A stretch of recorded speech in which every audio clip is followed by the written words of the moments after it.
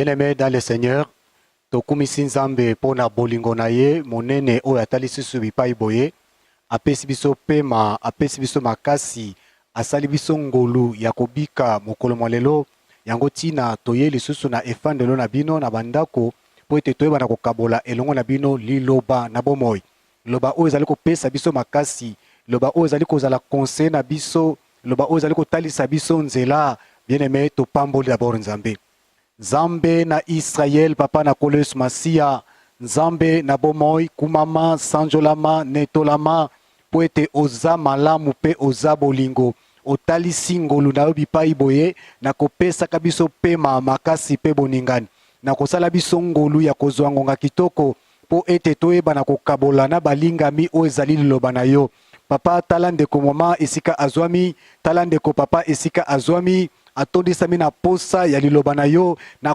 kombo na Yesu Masia na sengi oyo bana ko visiter ye na sengi oyo bana ko consoler ye na sengi oyo bana ko orienter ye na nzena na loba oyo nkolo o résoudre des problèmes na ye o pesa ye kimia amona esengo ya lobiko kimia oyo pesa na basantu na yo kolo po ete aza na maloba kitoko maloba ya ngolu ya konetola kiti na bokonzi na yo po ete mosika na okufa pene na bomoi pe kimia ya wetika ete oyo nyoso akososola angumba melo nzambe na bomoi kembolo kuma sanjoli ezonga epai na kombo Yesu Masia amen ndeko molinga mikati na nkolo toye kokabola na yo liloba na nzambe na ebete liloba oyo ekokuta yo na situation moko songolo basusu ekokuta bango na eta ya maladie na yebisio Yesu Masia azali guérison pona yo mususu ekokute na nzela kokangama na yebisio Yesu Masia azali délivrance pona yo mususu ezokute na nzela azali troublé agité ayebite nini ya kosala Yesu azali orientation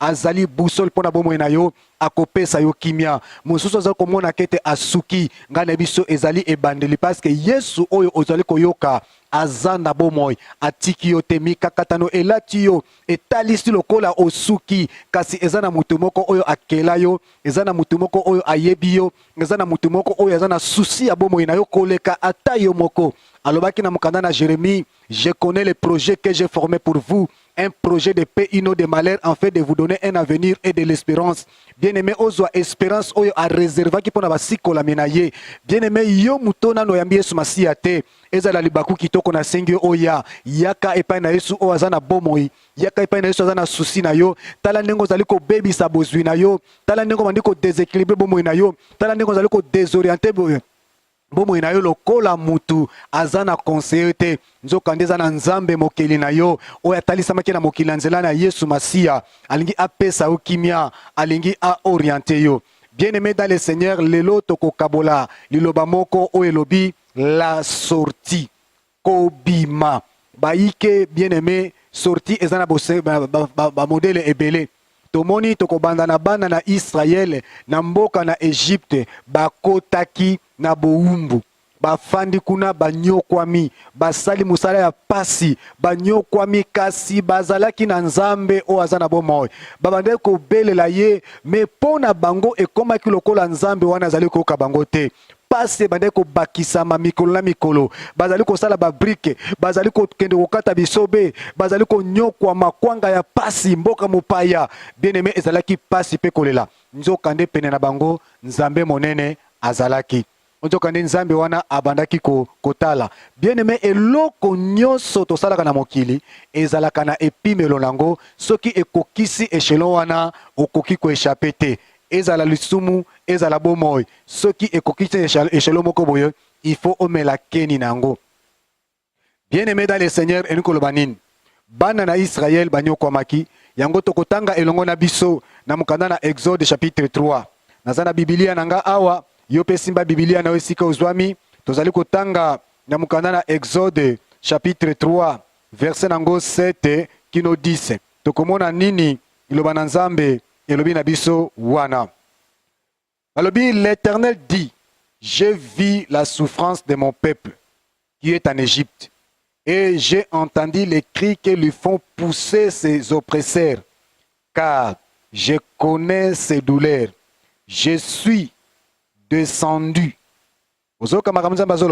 je suis descendu pour les délivrer de la main des Égyptiens et pour les faire monter de ces pays dans un beau pays, dans un beau et vaste pays, dans un pays où coule le lait et le miel, dans le lieu qu'habitent les Cananéens, les Hétiens, les Amoréens, les Phérésiens, les Héviens et les Jébusiens. Voici, les cris d'Israël sont venus jusqu'à moi, et j'ai vu l'oppression que leur font souffrir les Égyptiens. Maintenant, va, je t'enverrai auprès de Pharaon, et tu feras sortir d'Égypte mon peuple, les enfants d'Israël. Uta kala kala wana nzambe azalaki wapi? Ba pasi minyoko nyoso bana ba Israël bando komona wana nzambe azalaki wapi? Abandaki komona. Mais abandaki kozela ekoma kopo etonda po agir. Bana Israël banyoko maki lokola lelo oyo ba chrétien bien-aimé na koyebisa biso polele ezana sango nyoso tute ezalaka sango na Yesu Masia. Parce que maloba mususu tokomi koloba eza lokola tozali ko modifier parole de Dieu. Okoyoka maloba moko koloba jamais mwana nzambe bakanga ye. Jamais mwana nzambe abela. Jamais mwana nzambe azala souffrance. Jamais mwana nzambe a connaître échec. C'est là que oza mwana nzambe te. C'est là que oza na lisumu moko boy. Bien-aimé ba penser wana na tangu ya kala kala. Ezaki ba philosophie moko banda ko nager na mitu ya bato. Ezaki ba penser moko zaki répandre. Même tout le monde a période de Job. Tango ba ninga ne ba ki ko condamner ye. Ba ki jamais mon santo akoko souffrir parce que ezaki ba image, ba penser, ba philosophie o ezalaki. Mais o ezalaki la parole de Dieu te. Parce que si tel en est le cas, Christ n'allait pas souffrir. Si tel en est le cas, Christ n'allait pas fuir certaines choses. Tout le monde qui Bible, les autres, ça place, comprenez? C'est qu'il y a des choses qui peuvent nous arriver, nous, enfants de Dieu. Mais ce que nous devons savoir, peu importe tout ce qui nous arrive, nous avons quelqu'un à côté de nous ou à venir au secours Nabiso. Nous avons quelqu'un à côté de nous ou à côté de Sabiso piste de solution. Parce que Yesu Masia alobaki na biso boy. Je vous ai laissé dans ce monde, mais vous n'êtes pas du monde. Vous aurez des tribulations, mais prenez courage. Comme moi j'ai vaincu, vous aussi vous allez vaincre. Alors d'où est venue cette parole, cette philosophie à que jamais moi nanzambe bakangaye, jamais moi nanzambe alalanzala, jamais moi nanzambe azanga bilamba, jamais moi nanzambe abanda kobela bela. Bien aimé, je ne sais pas. Moi, je prends ça comme une philosophie. Pensez mon qu'on développer qui ne cadre pas vraiment avec la vérité. Et toi aussi, tu exagères. Mais n'est-ce pas que la Bible lui qu'il a pris nos infirmités à la croix? Mais bien sûr, n'a qu'à répondre au paix. Mais pourquoi Jean a dit à son bien-aimé, je souhaite que tu prospères à tous égards. Et ça qui souhaite, Abi, je souhaite que tu prospères à tous égards. Qu'on prospère l'état de ton âme. C'est que la personne, spirituellement, a un bon terme. Il craignait Dieu, mais il avait la santé affaiblie, la maladie. Santé, mon côté là, qui boudi. Yango jabike na lingi, moli, mzoto na yo, et refléter ndenge moli mon ezali. Comprenez? C'est que la maladie peut nous atteindre. La souffrance peut nous atteindre. Mais nous devons savoir que nous avons à côté de nous une personne qui a la solution. C'est Christ Nazaréen. Yango, il faut tous en avoir confiance na biso et pas naye. Ce qui problème est comme linga de nazo biso boy. Na kobuka mabolongo nanga na kotalisa Yesu Masia problème parce qu'il est la solution à nos multiples questions. Ce qui a côté likambwana pe tango kokota likambwana na kozwa consolation. Il y a de ceux-là qui pensent que la mort n'est pas réservée aux enfants de Dieu. Bien aimé, même Thomas na Yesu Christ bakufa. Paul akufa. Pierre akufa. Tomona Thomas ebele bakufa. Si la mort n'est pas pour les enfants de Dieu, pour bakufa pour nanine. Mais ce que nous devons savoir, la mort physique, tokoko kufa na yango, mais jamais la mort spirituelle. Parce que nous avons la vie éternelle. Ce corps peut se décomposer, mais la vie que nous avons ne dépend pas de ce corps. D'abord, Christ a dit, au son de la trompette, nous serons transformés. Donc là, ta corps glorieux, oza su corps oyo adami kete, oza euti na putulu. Yango esengeli na okoyeba. Na état oza nango, je pense que oza na lia hôpital. tala maladie oza kotungisa yo. Bien aimé, je t'assure et simbinzoto. Mais à côté de toi, il y a quelqu'un. Oh, albaki, je suis l'Éternel qui te guérit. Albi, déchargez-vous sur lui de tous vos soucis, car moi-même, lui-même prendra soin de vous. Tant qu'on décharge soucis, non pas naïe, au talissier problème. Bien aimé, il est celui qui nous oriente. Lelo oyo, il y en a pas mal de nanzambe, bazonga comme la sou qui cité. Oh, c'est ce eza ignorance. Mais bon, tous doit exemple typique, il y a Ézéchias. Oyo, bah, prophète Esaïe. Oh, il a plus parlé sur la venue de Christ plusieurs années avant. Bah, siècle avant Christ. Esaïe a vu de loin Babylone où est allé l'arrivée à Messie, où est allé parcours à Messie. Et il était un prophète que Dieu a utilisé beaucoup. Et ses prophéties étaient vraies. Il est parmi, la Bible, mentionné parmi les grands prophètes. Parce que ça, Esaïe, et ça, Jérémie, oh, Nzambe, a utilisé Ebélé. Il est venu dire à Ézéchias, paix ça, instruction nanda kunayo, parce que maladie o zanango, mbete sika pio mati, okokita kuna te, okokufa. Ça, le testament, paix ça, instruction déjà. Parce qu'il a reçu ce message de la part de Dieu. Bien aimé dans le Seigneur. Et là, on est comme là qui Ézéchias. Ézéchias a bandi kolela. Ézéchias a commis ko supplier Nzambe. Ézéchias a dit Nzambe kaniselanga. Bola munayo ngolu nayo. Il a commencé à supplier Dieu. Parce qu'il avait besoin de vivre. Dieu dans sa souveraineté, Dieu dans son amour, Dieu dans sa reconnaissance, Dieu dans sa bonté a jugé bon la souveraineté a payé bonus il y a 15 ans. Mais au komona baebisie azwa mbuma moko afiki abroye yango acha na malade opesa yemando kutungisa ye. C'est vrai qu'il a utilisé un produit. Quand bien il y avait une promesse de l'Éternel, mais je ne peux pas prendre les produits. Je ne disconviens pas que tu peux exercer ta foi, mais la foi doit produire les résultats palpables. La foi doit produire des résultats palpables. Et ça, après la foi, il y a des lamentations, des découragements, on dit que s'aimer des paroles, mon découragement, il y a des doutes envers d'autres personnes. Et toi, tu as fait ça de tes déclarations, mais regarde, ça n'a rien produit. Non. Bien aimé, quand Jésus a maudit l'arbre, le lendemain, ba ekoli ba leki wana, ba mona kezaki, nyose kauki. Banda na racine kina likolo. Eh babi, mokonzi, tala nzete olaki.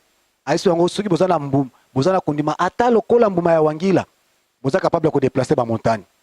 C'est que la foi doit être productive. C'est que ce que je ne prendrai pas les produits, tu comptes sur Elohim, tu comptes sur Yahweh, Rafa, et Sengel Emonisam, et Sengel Etalisam, guérison et Sengel Emonisam. Là, tout le monde, à Kobetele Sumaboko, ça va édifier même ceux qui sont tout autour de toi. Mais comment ça va se faire? Des problèmes, la mission Zali, il y a toujours parlé sur la sortie. Bana Israël basé en Égypte. Ils avaient l'Éternel Dieu des armées, le Dieu d'Abraham, le Dieu d'Isaac, le Dieu d'Israël, qui était leur Dieu. Et pendant qu'on vivra dans Égypte, bien aimé, les Égyptiens, les polythéistes, les Banzambe, les Bango, les Bango Sambel. Les Israël, les Kinzambe à solo. Mais écoutez, ceux qui croyaient à un véritable Dieu, ils ont une souffrance. Qui les domine, c'est ceux qui ne croient pas au Dieu suprême. Mais bazo dominer baba zoko na nzambe et puis si vraiment biloko mobulu to kolobani na sika wana nzambe azaki distrait nzambe alalaki non Bible lobi toutes les choses concourent au bien de ceux qui aiment Dieu, de ceux-là qu'il a appelé c'est le ce dessein baneze bazaki moketa bakendaki na Égypte yaki mo libota moko moke mais babimaki kuna bazaki ba milliers bakomaki ebele ezaki lokola banque ya nzambe nzambe ngaki afulukisa bango yango moko ba signe. Même quand les Égyptiens ont constaté que bateau bakomi comme ebele bakoki ko balukela biso babotela biso mboka to banda ko bomba bango to mazaba na mike. Écoutez ce que Dieu a fait. Dieu a commencé à faire entrer même la confusion. Na kati ya divinité na puissance na ye, il a épargné la personne de Moïse parce qu'il connaissait la mission de Moïse. Babi, je te connais. Quand tu étais encore une masse informe dans le ventre de ta mère, je t'avais déjà mis à part. Ndengo zaona nzamba za na plan moko merveilleux.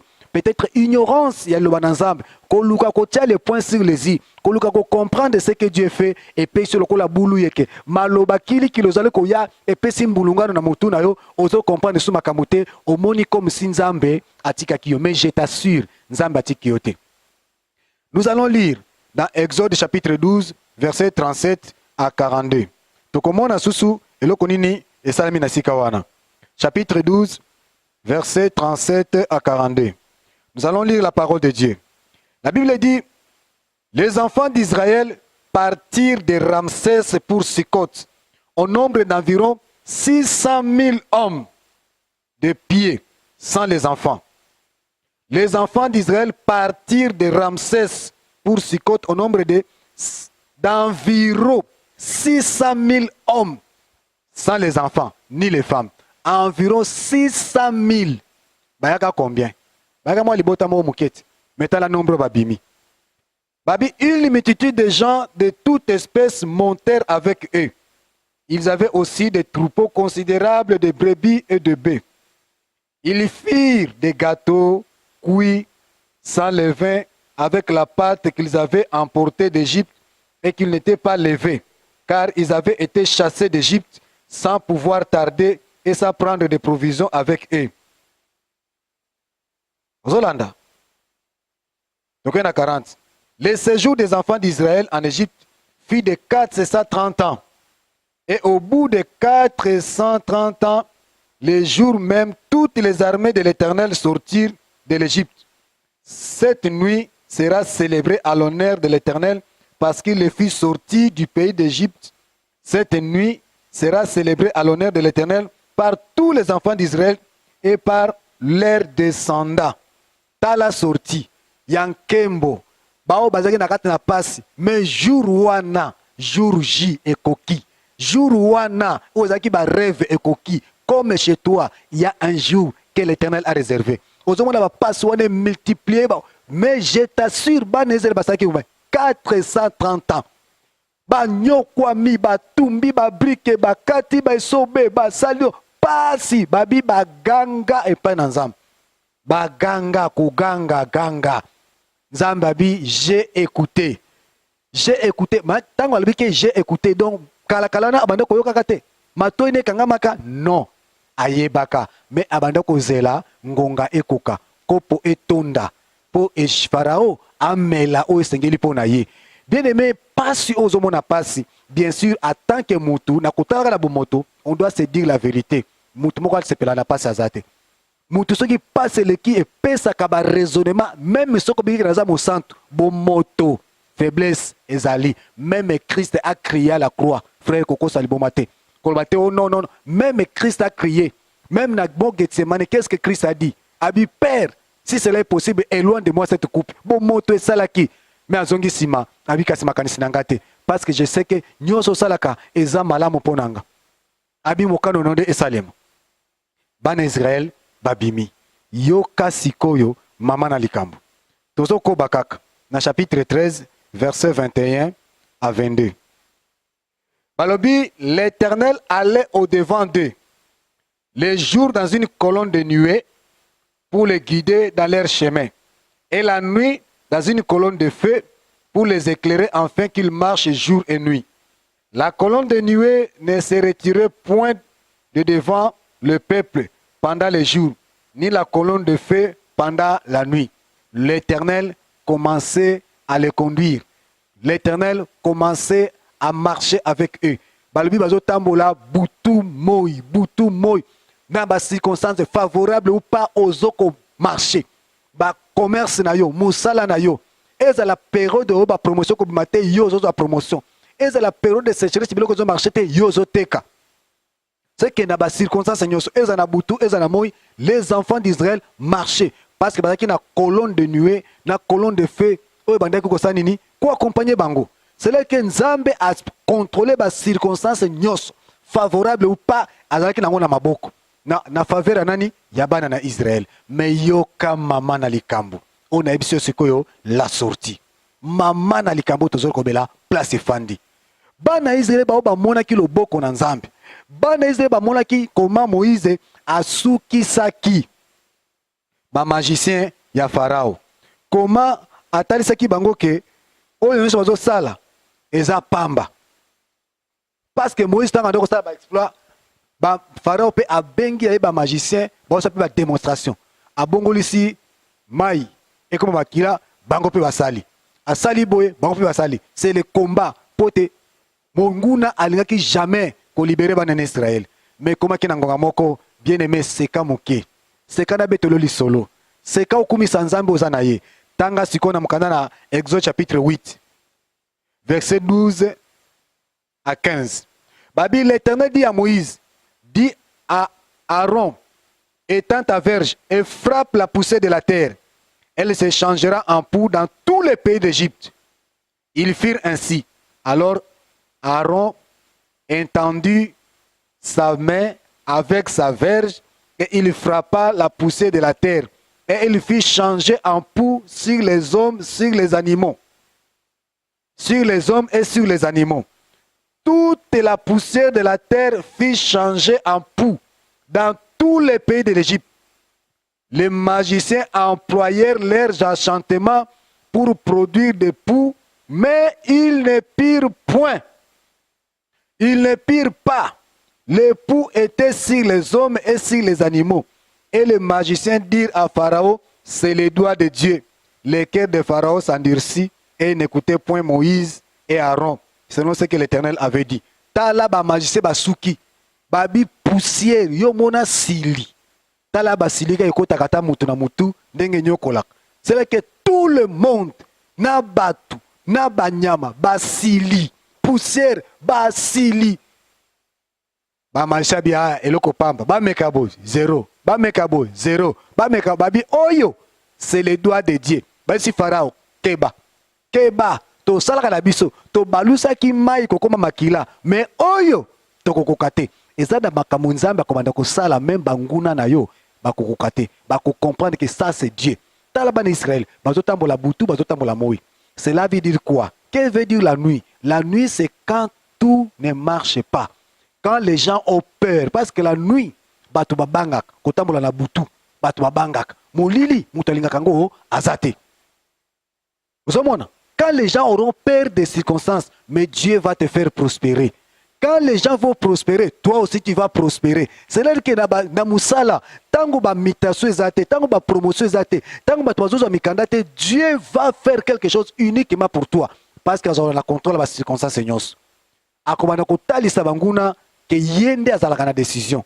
Okomona esika ekolo na ezalité nzambe azali ko élever yo na milieu ya batu oyo baza na conflit na tribu na yo nzambe azali ko promouvoir yo batu bako comprendre te ndenge ni bamso bazo échouer kaka yo. C'est parce que tu connais Jésus-Christ, c'est parce qu'il est dans ta vie, c'est parce qu'il te connaît par ton nom. Ba souffrance mususu banda ko lekelango wana bien-aimé yo monaki comme si Dieu t'a oublié. Mais quand tu criais, tu priais, tu gênais, tu rendais service aux veuves, aux orphelins, tu étais fidèle, na grâce aux nzamba pesayo. Ce que vous à libéralité, tu ne cessais de s'aimer. Ce que vous à service, tu ne cessais d'aller visiter et partager la douleur avec d'autres personnes. S'il s'agit service du Seigneur Salanzambe, tu étais fidèle malgré Kozanga. Malobi, il est le rémunérateur. Afuta kabawon sobaluka kaye. Mais bien aimé maman na kamona biso zali sikani. Des places de ngito bandasko masolo na biso. Ba oyo ba monaki loboko na nzambe. Ba oyo ba monaki ndenge Pharaon asukisaki ba égyptien. Ba oyo ba monaki ndenge ba magicien Pharaon ba bike non non non non. Ça c'est le doigt de Dieu. Ba oyo ba bimaki na Égypte na ko chanter Kembo na Yahweh ye moko kisina bilaka Kembo yonde nzambe na nguya. Bazo bima bazo yemba bazo sepela to uti na boumbu. Bien-aimé, na bandoko souffrir, na zanga ka sapato, le lonza ba pesinga ba sapato, na ndoko zanga bilamba, le bilamba na otala ba valise na komiko pona, uni ko ceinture, na pantalon, na soulier, na chaussette concordance, oh super, blouse boye, na liputa boye, jipe boye, na robe boye, concordance, ngai o na zalaka, Yesu akanisinga lelo. Bien-aimé za sija kokumisa nzambe. Ba moni loboko na nzambe. Ngai o na bandeko lia na souffrance. Kotambola kana basani pona kosenga nzamba kanisinga na bia gloire à Dieu. Mais bango wana kaka bamona ke loboko na nzambe bakomi na désert. Bien aimé batala na sima bamona Pharaon na bachar na armée na ye poussière mati azoya po a récupérer bango po azongisa bango na Égypte parce que peuple Israël ezaki un peuple travailleur bazaki ba paresseux te yoka histoire ba juif kino lelo oyo sont des gens qui travaillent dur même ba milliardaires mingi to mona kana monde soko tali racine bango bazaka ba sans juif bao ba simbi mbongo na monde entier bao ba savant komona kaka ba sans juif parce que baza bato ba travaillak mais tala grâce au bazaka nango ko servir nzambe abi Israël est mon serviteur nzambe ami tout elikolo parce que Israël travaille beaucoup pour moi mais lequel le diable a récupéré il est allé travailler pour lui en Égypte okomona mutu moko azana mungo kitoko akoyemba nesika akumisa nzambe le diable a récupéré ye il commence à chanter pour à son honneur okomona mutu mususu azana libéralité nesika soutenir musala nzambe kene liboso le diable a récupéré abandi ko soutenir ba futilité ba film pornographique ko soutenir ba théâtre moko ya oza ko kumisa nzambe te ko soutenir ba musique moko ko kumisa nzambe te ko soutenir ba œuvre moko oza ko kumisa nzambe te. Mais le diable l'a récupéré. Mais mutuana soki a bongo le motema. Kaka grâce wazaki na ngako kaba. Na bonzambe. Ako kabela pe bato. Baoya nzambe. Kaka grâce wazaki na ngako yemba. Ako yembe la pe zambe na bomo. Pe Israël wazaki peuple travailleur. Le diable a récupéré. Aki otonga ba pyramide. Aki otonga ba pyramide. C'est Israël muta tonge Égypte. Bablo comme minene en Égypte. Israël. Parce qu'il y a un peuple travailleur, mais lequel Dieu a récupéré pour servir.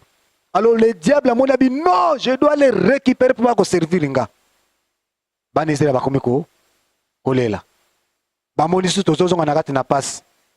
Mais qu'est-ce que Dieu a fait? A commis Kolongola, Pina Bacharia, Pharaon, pour rendre marche na bango très difficile, afin que atteindre Israël était. Mais quand Israël voyait, Azomo na poussière, mais Azoko ignorait que ba pinezo longwa. Marche comme difficile. Kaka ndenge na ka Ozomo na wan. Malade zo tungisa. Ba ordonnance zo silate. Ozomo na ba poussière, ozo crier, mais tu ignores ce que Dieu va faire. Tu ignores quelque chose qui va donner gloire à Dieu. Kaka ba ba mona ki ba ba poussière wana, ba zoya. Ba ngonio sonde ba zinda ki na mer rouge. Okoko ba gloire à Dieu. Okokumisa nzambe bango nyonso na bazindaki na mer rouge iyo kasi Israël akomi koyembela su nzambe loyemba na sika ndenga bimaki na Egypte ayembelaka nzambe susu wana sanini ayembi nzambe metala bo moto ndenge salaka abosani lisusu ke nzambe abimisaki na Egypte abosani lisusu ke nzambe abande kotambuse butu moi babi ata sapato beba kite elambe nzuluka kite abosani ke tango azaki na posa mai babimisi mai na libanga abosani ke balesaki ye nesika mabela ko kaukezali aliaki abosani akomi koloba lisusu yango bien aimé na kotangaka tokotanga na mkanda na 1 Corinthiens chapitre 10 1 Corinthiens chapitre 10 verset 5 ndesika zosala pasi na mawa ndeko kobosana kabolamu na nzala nkola zali kosala na tina na yo David albaki mon âme bénit l'Éternel. Que tout ce qui est à moi bénisse son Saint-Nom. Mon âme bénit l'Éternel et n'oublie pas. N'oublie aucun de ses bienfaits. A comment il faut énumérer les bienfaits ensemble. Landa on a mukanda 1 Corinthiens chapitre 10 verset 5. Balobi mais la plupart d'entre eux ne firent point agréable à Dieu puisqu'ils périrent dans le désert. La plupart. En d'autres termes, la majorité ne firent point agréable à Dieu, puisqu'ils périrent dans le désert. Bakoufi na esobe, ponanine à cause il y a incrédulité. Bakoufi na mokil na zelo, bakoufi na mabele ya kokauka. Quand bien même babima que Égypte na même puissante ensemble. Quand bien même bayembela ki nzambe na kobima. Quand même tout akitolo tozana nzambe na bomoy. Quand même comment il faut témoigner mon Dieu vraiment bien aimé nzambe nanga sala kaboy babi ebele bakufi na en Égypte ba o batala ki sima ba moni ba fa ba chara Pharaon ba moni poussière ndezo mata ba leli ba moni sur le boko na nzambe ndenge akamata ki Pharaon na ba chara bango tout abomi bango na mer rouge ba monaki Miriam kuta simbi tambouré abandi ko bete abandi koyemba baonso bandi ko entonner Dieu tout puissant car mon cœur considérait tout l'univers batali bakomi ko sanzola nzambe ofandi na nkembo yokumama yawe bayembeliza banzembo nyonso batuti tolo nzambe na biso aza nzambe me bebeli na kati na bango na esobe bakufi. Pourquoi? Babi, puisqu'ils ne furent point agréables à Dieu. Basa qui agréable n'est pas nzambe te. Oh, basa sunini. Tanga mukanda na Hébreu. Hébreu chapitre 11, verset 6. Hébreu chapitre 11, verset 6. Melobinin. Landa. Or, sans la foi, il est impossible de lui être agréable. Car il faut que celui qui s'approche de Dieu croie que Dieu existe et qu'il est le rémunérateur de ceux-là qui le cherchent. Sans la foi. C'est qu'ils ont vécu la main puissante de Dieu. Ils ont expérimenté les merveilles de Dieu. Mais l'incrédulité. Donc là, Lélo, tu avais un problème. Tu as prié. Elohim t'a exaucé. Mais aujourd'hui, un autre problème s'est présenté. Tu oublies ce que l'Éternel a fait. Donc, ça comme des Israéliens et balekisi. Bango penza bazoko mona li konze na moto, bazo mona li oh, bien aimé, tokokanika na bangoti. Parce que tu avais un problème. Tu avais une maladie qui t'avait terrassé. Au père d'espoir, au dépensé, au bandi ko bakara non, au salata testament, mais lequel l'Éternel a glorifié son nom. Son nom. Même un médecin traitant, bakamwe, babi kangama na nzambe. Dans ton service, tu avais un problème. Ou même avocat, bandi ko sengo ba monta moko bien, en tout cas monta on azali incapable à kozwango. On s'attendre na licenciement. 100 €. Mais lequel Dieu a intervenu d'une manière miraculeuse où il est l'attentement na yo. À l'école, tu n'avais personne pour te soutenir, même pour les frais académiques, même pour les frais scolaires. On s'attend bien en tout cas awa na kotanga te ane oyo. Mais Dieu a intervenu. Ma provision est silaki. Obi a nzambe na suki na bana oyo na osala ndenge. Mais Dieu a suscité une personne ou aye brisque à pambolio au ravité sur na provision mais au bosani. Et si qu'on allait trouble les alaki, ba komi ko menacer tribu na bino na disparition na mikakatano na ba rancune mais nzambe a épargné yo ba msuba so qui frappé na malheur mais sauf yo. Mais regarde, devant les problèmes qui t'est arrivé, où est comme Elio, tu as oublié que l'Éternel existe. Oh, pitié. Awa, babi, sans la foi, il nous est impossible d'être agréable à Dieu. Il faut que celui qui s'approche de Dieu commence d'abord par croire ce problème. Tous à la Zorobabel, Alléluia. Zorobabel a dit, qui es-tu, toi, grande montagne devant Zorobabel? Tu seras aplani par des acclamations. As-tu déjà vu ma boko kaka et aplanir montagne? C'est ça le miracle. Parce que Zorobabel savait qu'il y a un Dieu puissant, un Dieu capable. Parce que tant que Taliba immondi sa destruction à temple, Amilobel n'a qu'au bandela wap. Mais il s'est fortifié, connaissant que j'ai un Dieu. Abissa c'est rien. Il a minimisé tout ce qui paraissait être comme un grand problème. Il a minimisé parce qu'il avait mis sa confiance en l'Éternel. Balobi, l'Éternel est le rémunérateur. Il rémunère ceux qui le cherchent. Mon foot, récompense. La banane, il faut que celui qui s'approche croie d'abord que la personne à qui je m'adresse existe et azana provision suffisante oyo et qu'on répondre na besoin nanga na compte na ye crédit ezali oyo qu'on répondre na besoin nanga. Il est un Dieu présent quand bien même mon œil ne le voit pas, mais il est à côté de moi. Il m'aime. Crois ma soeur, crois mon frère, crois mon ami, crois. Tu vas vivre la gloire de Dieu. Mais que fait le diable? Le diable cherche à t'inculquer dans la pensée, une pensée négative. Il y a qu'à faire voir que tu vas échouer. Et comme tu crois que tu vais échouer, produit fini, l'échec se présente. Tu vois ce que je disais. Mais transforme seulement cette pensée-là. Crois que Dieu va faire. Produit fini sera un miracle. Et tu vas commencer à bénir l'Éternel. Tu vas commencer à élever l'Éternel. David a sali bilan. Abi, j'étais jeune, j'ai vieilli. Je n'ai jamais vu un juste abandonné, ni la postérité juste aller manger le pain. A sali bilan. Même Job a dit, si c'était vous, j'allais réagir. Mais ce que moi je sais, même si ma peau s'attache à mes os, je sais que je le verrai. Je le verrai. À Tikala Kingui, à Kangami. Bien aimé, il y a de ces circonstances-là, comme je peux dire, Nandima Ebe Belanga, mais que l'Éternel se souvienne de moi. Et Indelanga, mais que l'Éternel na kangamaka kanaye, lokola sonzo, na tingamika kanaye. Si c'est la mort, gloire à Dieu. Parce que quand je meurs à côté du Seigneur, j'irai là où il se trouve. C'est ça la foi, la ferme confiance. La ferme confiance en l'Éternel. C'est ça la foi. C'est ça la foi. Mais la plupart de ceux-là qui ont vécu la main glorieuse de Dieu dans le désert, ils ont manqué. Donc autant dans la version où il y a parole vivante, j'aime ça, à Alfred Cohen, dans Romains chapitre 10, verset 17, la lingi version Oyomingi, parce que français nango et parlait quelque chose et début la compréhension. Babi donc, la foi naît lorsqu'on attend prêcher l'évangile.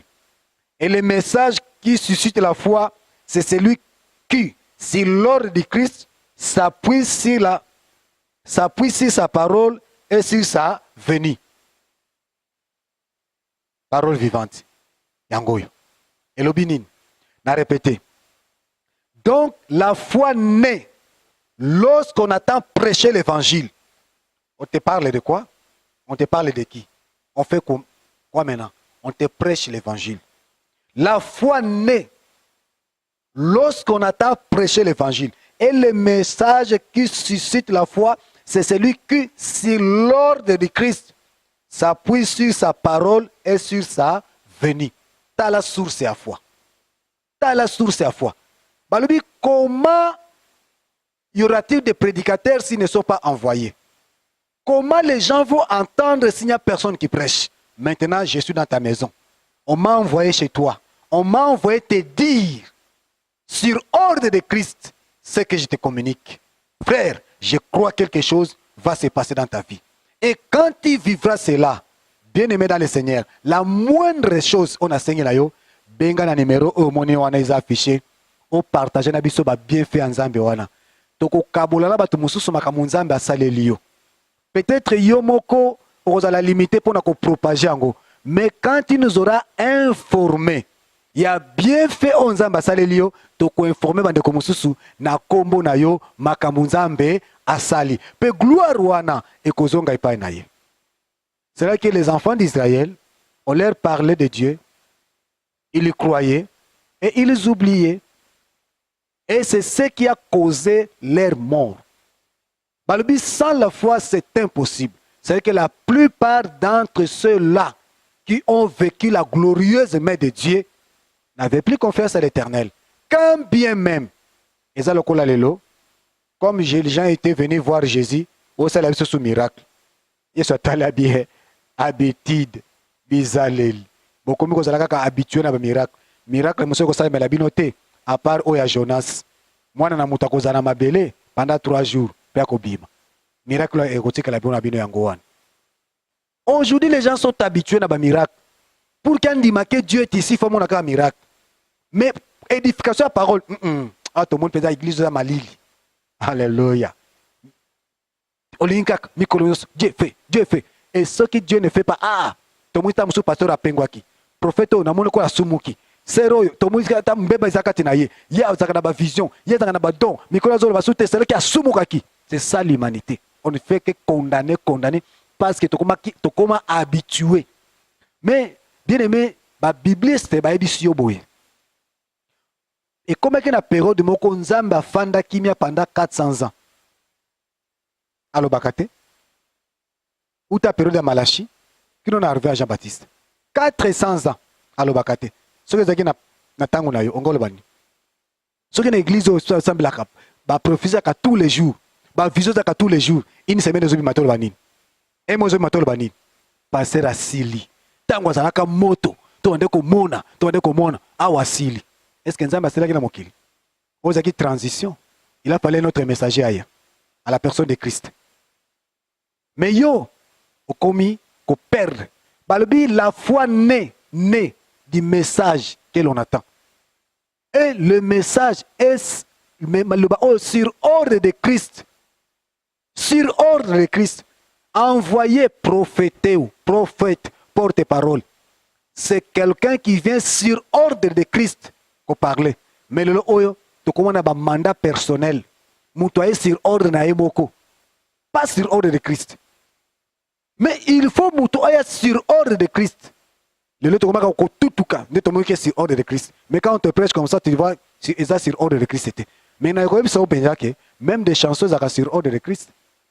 Mouta fandi azobonde la nzambe apesa inspiration nzembo moko nzembo atanga zali koyemba ozomona ezoko cadrer na problème ozanango c'est un message sur ordre de Christ et yé pona ko aider yo mais vu que toi okutala kaka caniveau na moko sala nzambe alobelanga kaka na prophétie kaka prophétie c'est là que même ceux qui nzembo yé okotenir compte un message nzambe te parce que yo ochaka canal moko kaka prophétie.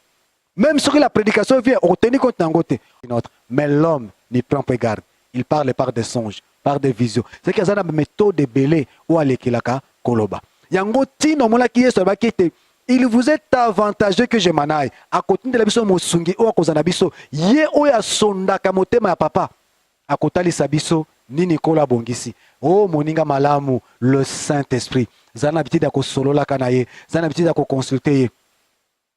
Tant qu'on a consulté avant de koyebisa ba code amoni yoka nzembo wana yoka ngo malamu oyoki message wana c'est ce que Dieu veut que tu fasses okomona au travers un cantique une chanson okomi édifié obi Dieu m'a parlé parce que le Saint-Esprit t'a révélé la volonté de Dieu dans nzela ya nzembo dans la prédication na landa ngo malamu oyoki makambo nzambe yebisio tout comme il peut t'envoyer un messager un prophète qui vient sur ordre de Christ pour parler ainsi de l'Éternel.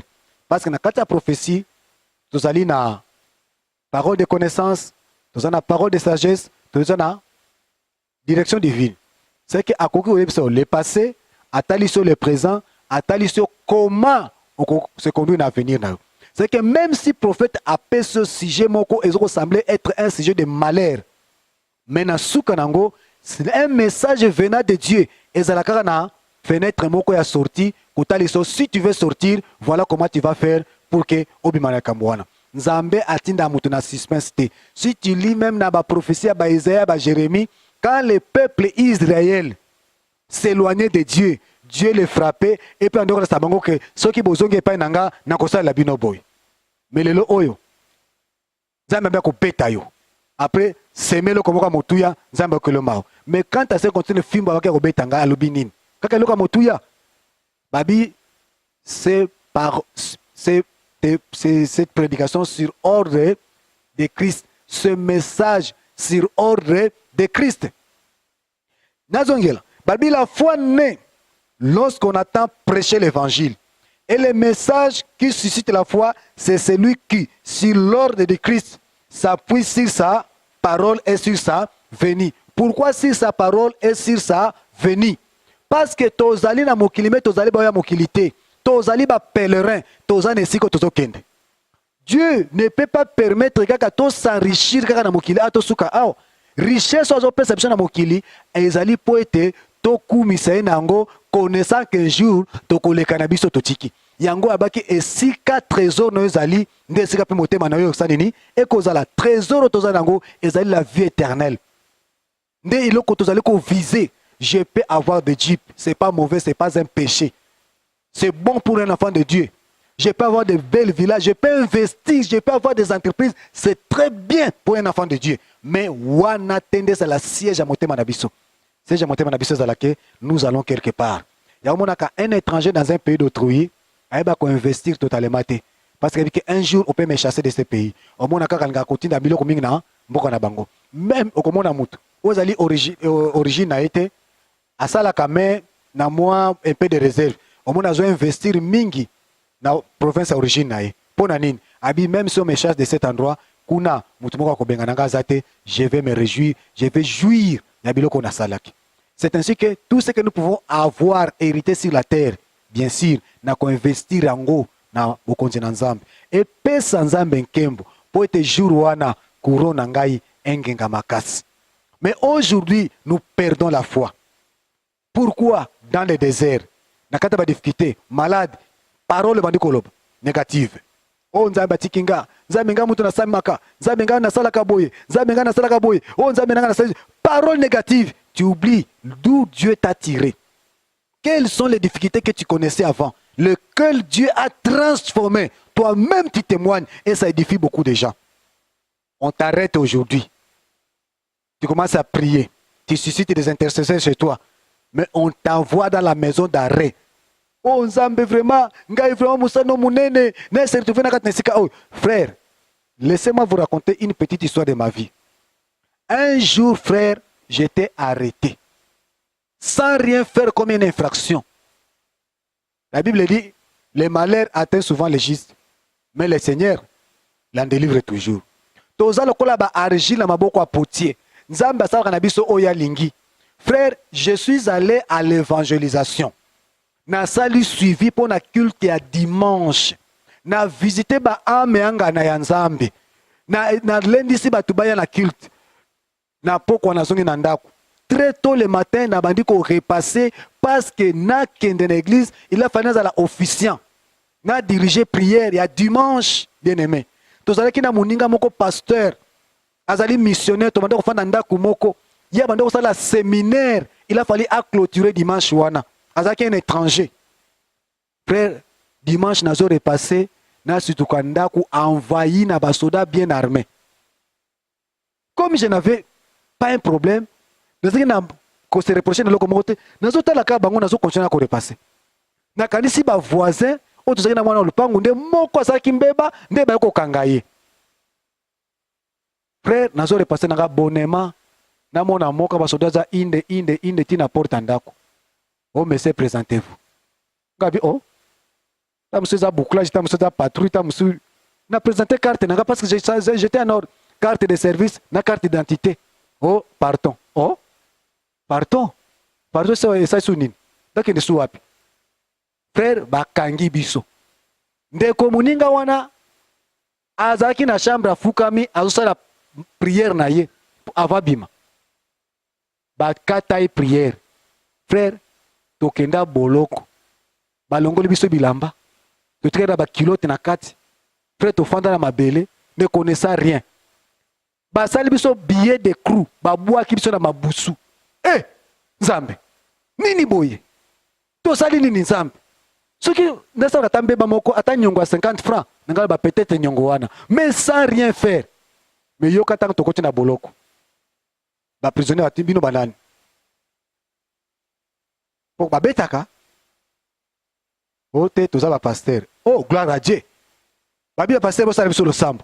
Po ba passer musu bazaki na biso awa ba libérer bango donza ba sungi biso ateni biso ba passer musu tala makambo bango bazo sepela nzamba tini ba passer mususu biso regret ozo makambo nzamba salaka to bandi côté ba prisonnier ko sambela na bango ba sepeli que tozo na basana nzambe aba sunga biso na ba nzambe c'est que frère to fanda wana une semaine je vous assure tala volonté nzambe. Mais voilà comment je suis en prison. Et tant que tu bimi, frère, même au PJ, je suis sambisa. Aozanga maloba ko tuna biso. To tunie réseau ya arrestation na biso. Avec bokende kaka. To ba libérer biso. Tokei. Après quelque temps, on a libéré tout le monde na boloko wana. Tout le monde on les a libérés. Qu'est-ce que Dieu voulait nous enseigner? Qu'est-ce que Dieu voulait nous apprendre? Toza bargile, na maboko ba potier. Moninga bandoko zele na église, modérateur, président officiant, abandi culte, s'attendait que prédicateur azoya. Tina era prédication, prédicateur a été. Mutu muso ko remplacer, Ce n'est qu'après qu'on apprend que prédicateur est na boloko. Ngai officiant ye côté mususu. Babike akoya. Jokande boloko. Tala makamza mbasalaka. Mais si manango bande ko mususu, bazo ki bonsomi. Qu'est-ce que Dieu voulait faire par nous na abeni dango bande ko wana. Toza bargile na maboko potier. C'est ainsi que le problème c'est que comme l'homme bien aimé, il y a des gens qui passent, mais il y a des argile en beaucoup à potier. Potier a déformé, a pu se former à ce pays. A ça qui est ouvert, a bien au salon sani en belle. Il y a des potier, il y a des argile. C'est ce moment que, et comme la cabiso volonté en Zambé, et comme la table passe pour la biso na bomoto ko supporter, tant vous comprendre te. Il vous est avantageux que je m'en aille, je vous enverrai un autre. Le Saint-Esprit, yende, aiba kopé sa biso kimia, yende apé sa biso ba moya encouragement, yende a consola kamitema na biso. Ozomona pasi na bonzoto, mais kimia na motema, oyo maloba, okozala ba expression convenable te, pona kotalisa batu oyo za nango kati na yo. Tala bolamu ya Nzambe ndenge ezali. La sortie, la plupart ya bao babimaki, bakotaki kanate, bakotaki na mboka bilakate. Tout comme lelo, la plupart, il y a tout à tolo, tozo simba bilaka na Nzambe te. Pona nini? Parce que tozo tana confiance na Nzambe wana te. To moni bilabola mu na Nzambe, to kumisie, mikakatana ye, to bosani. To moni gola na Nzambe, to bandiko yemba, to bandiko seme, to bandiko témoigner avec force. Minga yeye, ba lamentation. Frère, tozo na confiance na Nzambe. Nzambe atika kate, Nzambe asungaka. Yango tina toye na ndako no bien aimé, ko taliso bola mu na Nzambe. Pas où ils ont tout ça pour nayo et ya pour nayote. Mon sous son Nzambe alinga tirer gloire. Bien aimé ko se décourager te, ko kabona na nzeso wana te, kangama na ye. Na yebi te quelque chose va se passer. Toko bonde la po nayo. Tango so mona bolamu na Nzambe, bien aimé benga biso, témoigner. To meka ko édifier bande ko mususu. Po ezana tout le coup bande ko mususu waza décourager, bakanisi Nzambe wana tika. Mais peut-être na nzela na yo. Nzambe alinga utiliser pour za kola matériel didactique ya ko édifier peuple na ye. Azwinga lokola instrument on a même un message pas na yo azo comme matériel didactique ya ko défendre ko wana. C'est ainsi que le bananzambe ko kendezo fungwama. Bien aimé tozana bosenga to mona loboko na Nzambe, tozana bosenga ko tato la monene na Nzambe, tozana bosenga ko kumisa Nzambe na mozindo na monene na ye na bolamu o Nzambe azo continue ko sala yango tina nazo bonde la pona yo. Nzambe na bomoi, Nzambe oya tambola ki na Abraham, Nzambe oya bimisaki Abraham na île de Chaldée na Mésopotamie. Nzambe oya memaki na mboka Elaka. Nzambe oya kokisa bilaka na ye. Lelo Abraham azali papa ya bikolo. Na kumission na sanjolio. Na talisio ndeko oya landi liloba oyo. Yawe na kombo na Yesu Kristo. Na sengi o visite ye. Na sengi o délivrer ye. Na sengi o glorifier kombo na yo na situation oya zanango. Po ete a témoigner merveille na yo. Yawe na kumission. Maladi oyo ezana nguya te, mikakatano oyo ezana makoki te. Yawe bimisa ye, talisa elonga na yo, akumisa yo. Yawe na kumisi yo parce que na ebete ndeko oyo akotémoigner merveille na yo. Ndeko pambolama, zwa makasi, zwa elonga, kende liboso, kozonga simate, zala fungula pe zala sujet bénédiction pona bayike. Kolo na kumisi yo, na bolamu za kosala pona ndeko na biso. Kembo loku masanjoli ezonga pa na yo, na kombo nesu masia. Bien-aimé biso tozali centre missionnaire la Nouvelle Jérusalem. Tolembaka te kokabola lobana Nzambe. Yango tino zona ba mission nyonso tozali kosala, eza ba mission ya édification, ya encouragement, ya ko propager sango malamu. Tozwami précisément na RDC, na République démocratique du Congo. Toza na ville province à Kinshasa, toza pe na baseli tozo kende ko fungula par-ci par-là. Nzambe apambola yo, Nzambe amona yo, Nzambe akanisa yo. Soki olingi okoko contacter biso, to sunga na malendisi, to sunga na mabondeli na numéro ozali komona wana. Tika kolo to salelaka butu lokola moi akanisa yo pe apambola yo na kombo na Yesu Kristo. Amen.